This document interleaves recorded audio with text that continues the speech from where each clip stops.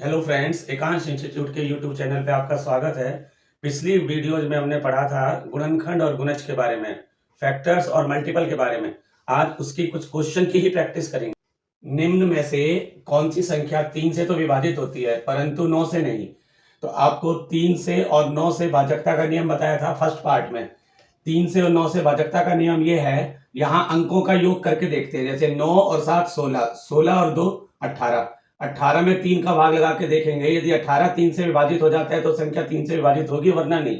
यही 9 का था। 18 में 9 का भाग लगा के देखेंगे तो संख्या 9 से डिवाइड हो जाएगी, तो ये संख्या 9 से होगी, नहीं तो नहीं। तो यहाँ देखो 18 9 से विभाजित हो जाता है तो 3 से, तो ये तो ऑप्शन नहीं है। यहाँ देखिए 4 और 2 6, 6 और 6 12, 12 में 3 का तो पूरा पूरा भाग लगता है, लेकिन 9 का भाग नहीं लगता, तो यही इसका आंसर है। अब यहाँ देखो 6 और 3 9, 9 और 9 18, 18 3 से विभाजित हो जाता है और 9 से भी, तो ये संख्या 3 और 9 दोनों से विभाजित होगी।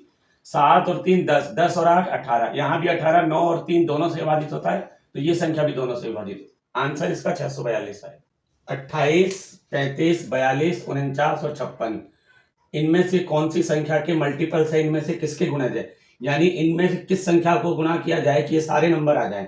जैसे 7 है, 7 का मल्टीपल 28 भी है, 7 चौक 28 होता है। 7 का मल्टीपल 35 भी है, 7 का 42 भी है, 7 का 49 भी और 7 का 56 भी है। ये इसका आंसर है। 3 देखते हैं, 3 है 28, 3 का 28 गुणज नहीं है, क्योंकि 3 को किसी संख्या से गुणा करने पर 28 नहीं आता। 12 है, 12 का भी 28 गुणज नहीं है। 8 है, 8 का भी नहीं है, तो ये सारे के सारे 7 के गुणज हैं। निम्न में से किस संख्या के केवल 2 ही गुणनखंड हैं, 2 ही फैक्टर्स हैं। 10 है, जैसे 10 के फैक्टर्स देखें, 10 के गुणनखंड है 1 2 5 और 10। 8 के गुणनखंड है 1 2 4 और 8, इसके भी 4 फैक्टर्स हैं। 9 के गुणनखंड देखें 1 2 3 और 9, इसके भी 4 फैक्टर्स है, 2 नहीं है, 1 3 और 9।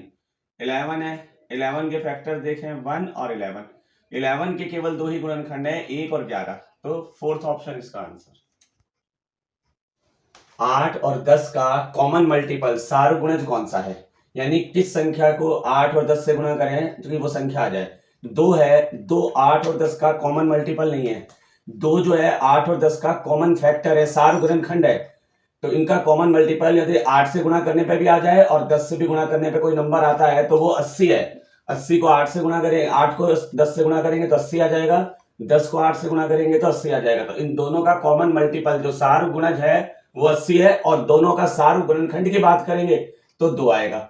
2 जो है वो 8 को भी विभाजित कर देता है और 10 को भी, और कोई नंबर नहीं है ऐसा।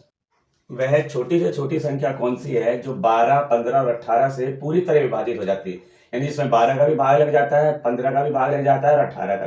तो वो छोटी से छोटी संख्या इन तीनों का एलसीएम होगी।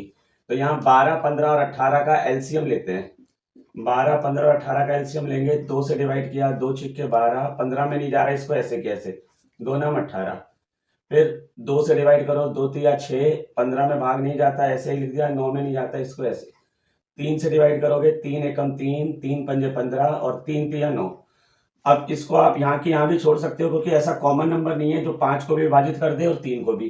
तो यहाँ 2 दूनी 4, 3 12, पंजे 60 और 60 को 3 से गुणा करोगे 180 आ जाएगा। तो 2 गुणा 2 गुणा 3 गुणा 5 गुणा 3, तो 3 पंजे 15, 3 45, 45 दूनी 90, 90 का डबल 180।